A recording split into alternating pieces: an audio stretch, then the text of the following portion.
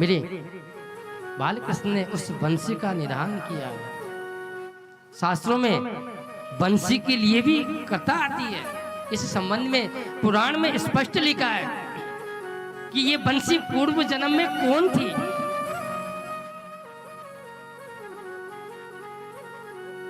ये बंसी पूर्व जन्म में कौन थी।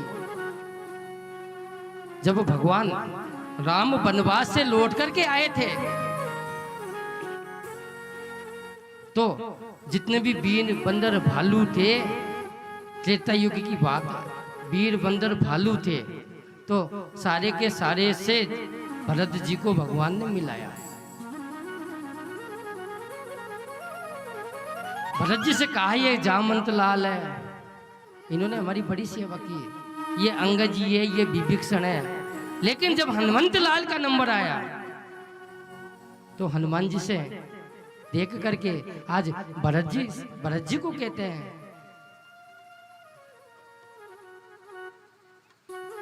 कि भरत भैया मैं सबके ऋण से मुक्त हो सकता हूं, लेकिन हनुमंत लाल के ऋण से कभी ऋण नहीं हो सकता। इसलिए कहा है कि भरत भाई कपि से ऋण हम नाही, कपि से ऋण हम नाही। भरत भाई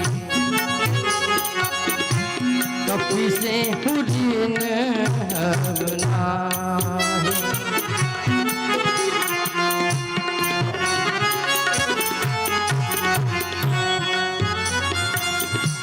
कपि से ऋण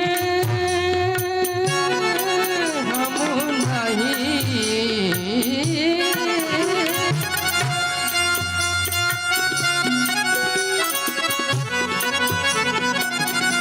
कपि से ऋण हम नहीं।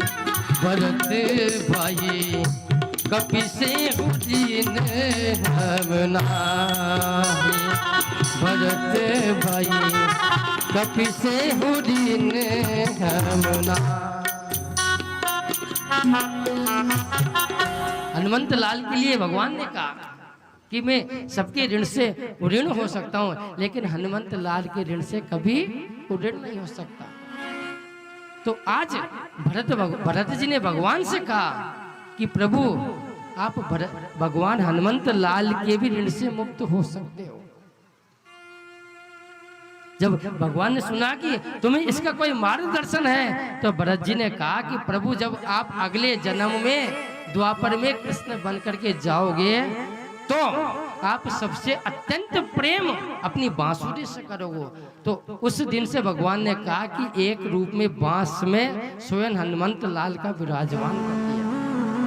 ये बांस और कोई नहीं, पुराणों में स्पष्ट लिखा है कि हनुमंत लाल ही स्वयं बांस बनकर के प्रकट हुए थे संसार में। पुराण कहते हैं स्पष्ट। इसलिए बांस जलाने का मतलब होता है वंश जलाना। बांस को कभी जलाना नहीं चाहिए। इसलिए पूर्व जन्म में हम दीपक के लिए बत्ती का ही प्रयोग करते थे। आजकल तो बांस की अगरबत्तियां आती हैं। कई संत आज भी अगरबत्ती नहीं जलाते, दीपक का ही प्रयोग करते हैं। बांस जलाना का मतलब होता है वंश जलाना। तो आज भगवान ने वेणु का निदान किया और वेणु का जैसे ही निदान किया तो आज मुरलियां बजाने लगे भगवान कि गजब की बंसी बजती है या वृंदावन बसैया की,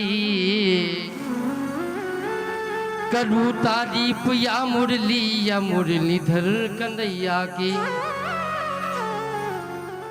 कि जहां ना काम चलता था तीर और कमानों से, विजय नटवर की होती थी वहां मुरली की तानों से। स्पष्ट कहा कि हरे बन